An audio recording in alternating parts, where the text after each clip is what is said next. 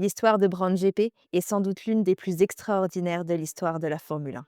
C'est l'histoire d'un homme, Ross Brown, qui a racheté une écurie de Formule 1 pour une livre symbolique. Et qui en a fait, dès sa première saison, l'écurie championne du monde des pilotes et des constructeurs. Une telle anomalie semble tout droit sortie des plus anciens livres d'histoire. Et pourtant, on ne remonte qu'en 2009.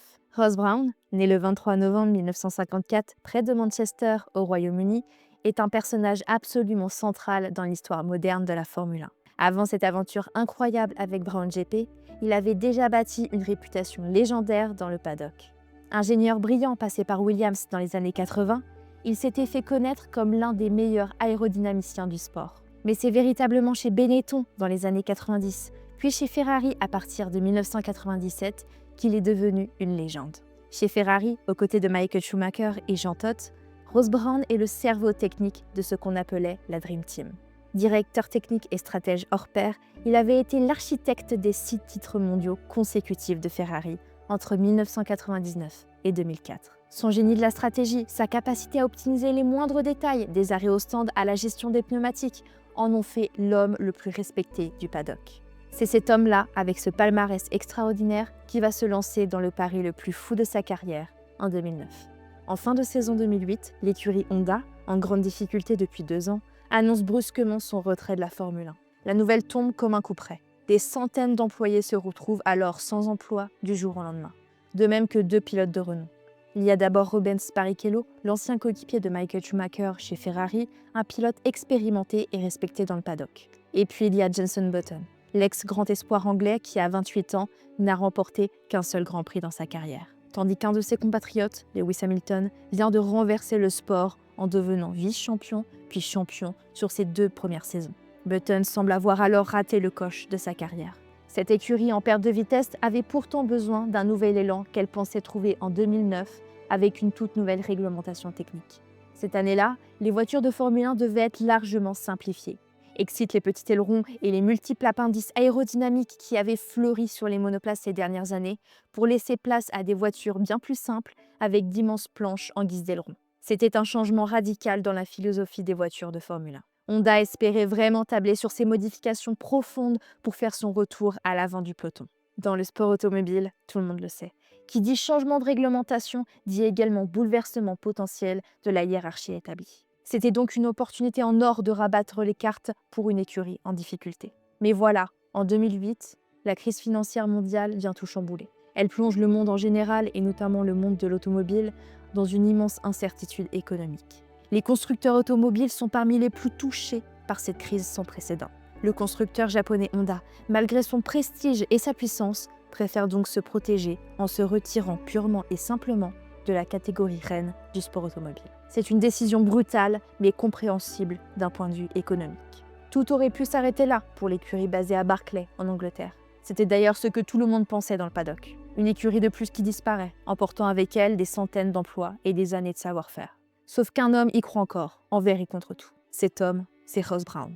Ross Brown, brillant ingénieur qui avait été l'un des principaux artisans des nombreux titres de Ferrari, avait rejoint Honda fin 2007 après avoir quitté la Scuderia. Il a immédiatement vu le potentiel inexploité chez Honda, notamment du côté des infrastructures, qu'il juge immédiatement comme étant comparables à celles de Ferrari et potentiellement plus grandes et meilleures. L'usine de Barclay dispose d'une soufflerie de dernière génération et d'équipements ultra-modernes et surtout d'une équipe d'ingénieurs extrêmement compétente. Pour un homme comme Ross Brown, qui a l'œil pour repérer le potentiel, c'est évident. Cette structure a tout pour réussir. Arrivé fin 2007, il estimait qu'il aurait la capacité de mener l'écurie à la lutte pour le titre en 3 ans. Son plan était clair et méthodique. La saison 2008 de Honda est effectivement cataclysmique sur le plan des résultats. L'écurie termine 9e du championnat constructeur avec un seul podium signé Rubens Barrichello à Silverstone et seulement 4 entrées dans les points sur toute la saison. Mais voilà ce que personne ne sait vraiment à l'époque, Ross Brown n'a pas réellement pu travailler sur cette voiture en 2008, puisqu'il est arrivé en cours de route. Plus important encore, il a eu une consigne très claire pour cette saison 2008. Une consigne qui peut sembler bizarre de l'extérieur, ne pas développer la monoplace durant la saison. L'objectif était en réalité très clair dans la tête de Ross Brown. Tout sacrifier, accepter une saison blanche pour pouvoir concentrer toutes les ressources sur le développement de la saison 2009. Ross Brown souhaite répéter exactement ce qu'il a fait en 1995 chez Benetton. Et visiblement, d'après les tests en soufflerie et les simulations, les résultats semblaient extrêmement prometteurs. La voiture de 2009 semble avoir un potentiel énorme. C'est dans ce contexte que tombe le coup près. Lorsque Honda annonce brutalement son retrait de la Formule 1, les dirigeants japonais convoquent Nick Fry, le directeur de l'écurie, et Ross Brown en fin de saison 2008 pour annoncer que Honda souhaite mettre définitivement fin au projet Formule 1. Pour Honda, c'est une question de survie économique dans un contexte de crise mondiale. Pris totalement de court, Ross Brown et Nick Fry demandent un délai de 3 mois aux dirigeants de chez Honda afin de trouver de nouveaux investisseurs qui pourraient reprendre l'écurie. L'objectif est clair et simple pour Ross Brown. Premièrement, sauver les 700 emplois qui sont en jeu à Barclay. Ces 700 personnes, ce sont des familles, des carrières, des vies qui sont en jeu. Deuxièmement, pouvoir faire rouler cette voiture de 2009 qui, d'après tous les calculs et toutes les simulations, semble exceptionnelle. Ross Brown sait qu'ils tiennent quelque chose de spécial. Il ne peut pas laisser tomber maintenant. Malheureusement, au bout de ces 3 mois de recherche intensifs, malgré tous les efforts, Ross Brown et Nick Fry ne trouvent pas d'investisseurs prêts à réinvestir dans cette équipe de Formule 1. En pleine crise financière mondiale, personne ne veut prendre le risque d'investir des centaines de millions dans un sport aussi coûteux que la Formule 1. La situation semble désespérée. C'est alors que la décision la plus étonnante est prise. Honda accepte de vendre l'équipe pour une livre symbolique à Ross Brown. Cela peut paraître complètement stupide dit comme ça, presque dérisoire, une écurie de Formule 1 pour une livre. Mais en réalité, la logique économique est implacable. Ça coûte tellement cher de faire tourner une écurie de Formule 1 au quotidien et se débarrasser proprement de ses 700 employés avec toutes les indemnités légales, ça aurait coûté encore plus cher à Honda. En vendant pour une livre, Honda se décharge de toute cette responsabilité financière. À partir de ce moment historique, Ross Brown devient l'improbable propriétaire de l'écurie, tandis que Nick Fry devient copropriétaire. La première chose à faire quand on rachète une écurie de Formule 1, c'est évidemment de lui trouver un nouveau nom. Le nom proposé par Nick Fry est simple et direct, Brown GP. Un nom qui rend hommage à l'homme qui a tout risqué pour sauver l'écurie. Ce nom plaît évidemment à tout le monde à Barclay, vu que c'est le projet personnel de Ross Brown. C'est lui qui a cru en eux quand personne d'autre n'y croyait. Mais voilà, pour Brown GP, la réalité va être extrêmement compliquée à gérer au quotidien. Ross Brown n'avait absolument pas l'argent nécessaire pour investir de base dans une écurie de Formule 1. C'est un ingénieur brillant, pas un milliardaire. Il se retrouve donc avec 2 voitures, 2 monoplaces qu'il ne faut donc surtout pas casser sur les Grands Prix. Il se retrouve également avec une masse salariale beaucoup trop grosse. La solution trouvée est aussi créative qu'elle est la révélation de la difficulté de la situation. Ross Brown va demander à des employés d'occuper plusieurs postes différents dans la même écurie. C'est du jamais vu en Formule 1 moderne. Un mécanicien peut très bien se retrouver à faire les arrêts au stand le dimanche pendant la course, puis se retrouver à préparer à manger pour l'équipe ou faire le ménage après le Grand Prix. Tout le monde doit mettre la main à la pâte. Il n'y a pas de petites tâches, tout le monde est sur le pont. La saison 2009 pour Ross Brown et son équipe, c'est véritablement un enfer logistique et financier. C'est un challenge totalement inédit, du jamais vu en Formule 1.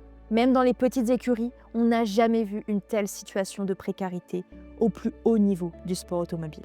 La situation des pilotes reflète également cette incertitude permanente.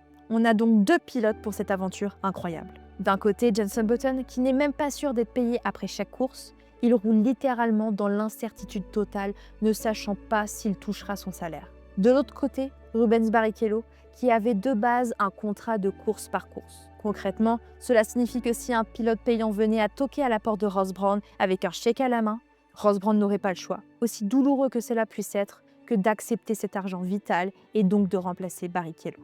Le début de la saison arrive et Ross Brown détermine un budget approximatif pour la demi-saison d'environ 60 millions de dollars. Pour vous donner une idée concrète, par course, une équipe de Formule 1 classique, une top team, dépense à peu près 4 fois plus pour ce budget total. C'est absolument dérisoire pour les standards de la Formule 1.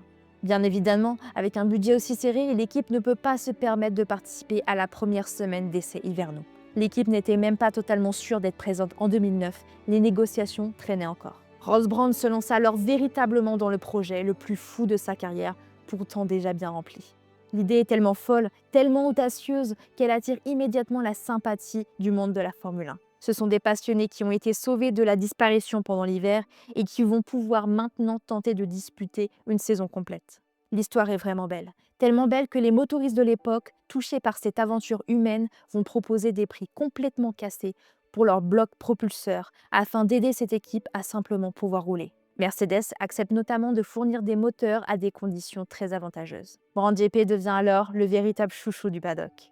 Tout le monde veut voir cette écurie réussir. Bien sûr, tout le monde la promet au fond de grille. On n'attend pas grand-chose sportivement parlant, mais tout le monde espère au moins qu'elle pourra tenir la saison et marquer quelques points pour récompenser tous ses efforts. Les signes de difficultés financières sont visibles partout. On constate par exemple que les combinaisons, que ce soit celles des pilotes ou celles des membres de l'équipe, ne sont pas du tout personnalisées comme c'est normalement le cas en Formule 1. On a juste grossièrement posé le nom de l'écurie et le logo du manufactureur des pneus de l'époque, Bridgestone. Rien de plus. Mais le signe le plus visible, c'est bien sûr cette fameuse livrée toute blanche, totalement vierge de tout sponsor. Pour seule décoration visible, un bandeau jaune fluo qui deviendra finalement la marque de fabrique iconique de Brown GP. Brown GP arrive donc en deuxième partie d'essais hivernaux, n'ayant pas pu se permettre financièrement de participer à la première semaine.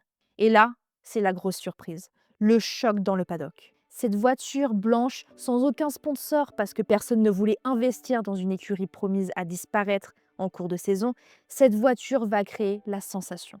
Un miracle se produit sous les yeux ébahis de tout le paddock. Cette voiture est tout simplement la voiture la plus performante des essais. Elle n'est pas juste rapide, elle est tellement performante que la Brown GP met littéralement 1 seconde complète par tour aux meilleures voitures du plateau. Et cela avec le plein d'essence, donc dans des conditions réelles de course. C'est absolument ahurissant. Une seconde en Formule 1, c'est une éternité. C'est un écart qui ne devrait jamais exister entre deux voitures modernes. C'est la stupéfaction totale. Personne ne comprend vraiment ce qui se passe dans le paddock. Les ingénieurs des autres équipes sont perplexes. Certains pensent à un coup de bluff. Même Jenson Button, pourtant pilote officiel pour Brown GP, ne comprend vraiment pas comment cette voiture peut être aussi rapide. Lui qui était résigné à finir sa carrière dans l'anonymat se retrouve soudain aux commandes d'un bolide extraordinaire. Les BGP 01 viennent donc se placer systématiquement en tête de la feuille des temps lors des essais.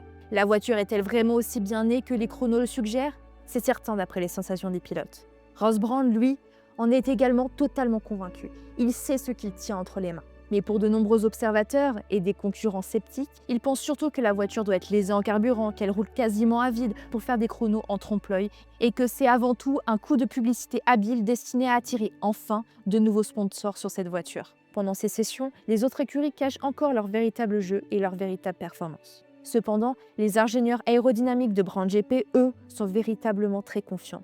Et ce, depuis des mois déjà. Depuis le début du projet 2009, ils affirment avec force que le changement de réglementation technique en 2009 ne réduira pas vraiment totalement l'appui aérodynamique des voitures, contrairement à ce que prévoit la FIA. C'est quelque chose que les autres écuries réfutent catégoriquement. Elles prévoient une perte massive d'appui. Le secret de cette performance incroyable réside dans une innovation technique majeure. Il y a de nombreuses raisons à cette domination inattendue. Mais pour faire simple et aller à l'essentiel, ce nouveau règlement technique de 2009 offrait de très nombreuses libertés en matière d'innovation aérodynamique, notamment sur la zone cruciale du diffuseur arrière. Cette zone devait théoriquement largement perdre en efficacité avec la nouvelle réglementation. C'était le but recherché par la FIA pour ralentir les voitures. Et voilà, une certaine faille a été retrouvée dans la rédaction du règlement. En tout cas, une zone grise dans le texte qui a été parfaitement exploitée par quelques ingénieurs particulièrement futés. Cette faille permet de mettre en place un système révolutionnaire de double diffuseur. Ce système astucieux permet aux 3 écuries qui l'avaient découvert et développé de gagner énormément en performance aérodynamique, récupérant quasiment tout l'appui qui était censé être perdu. Ces 3 écuries pionnières, c'était Williams, Toyota et bien sûr Brown GP. Même si les contestations sont très nombreuses de la part des autres écuries qui crient au scandale et demandent l'interdiction immédiate, le double diffuseur est finalement déclaré bel et bien légal par les instances de la FIA, après un examen approfondi. C'est juste une trouvaille technique absolument fantastique, un coup de génie d'ingénierie que l'ensemble de la grille va s'empresser de copier aussi vite que possible dans les semaines suivantes. La gestion de Ross Brawn durant cette saison 2009 va être absolument exceptionnelle à tous les niveaux. Tous les employés de Brown GP, qui sont d'ailleurs devenus par la suite les employés de l'actuelle écurie Mercedes, vous diront tous la même chose si vous leur demandez. Ross Brawn a réussi l'exploit de créer une véritable famille unie avec cette équipe.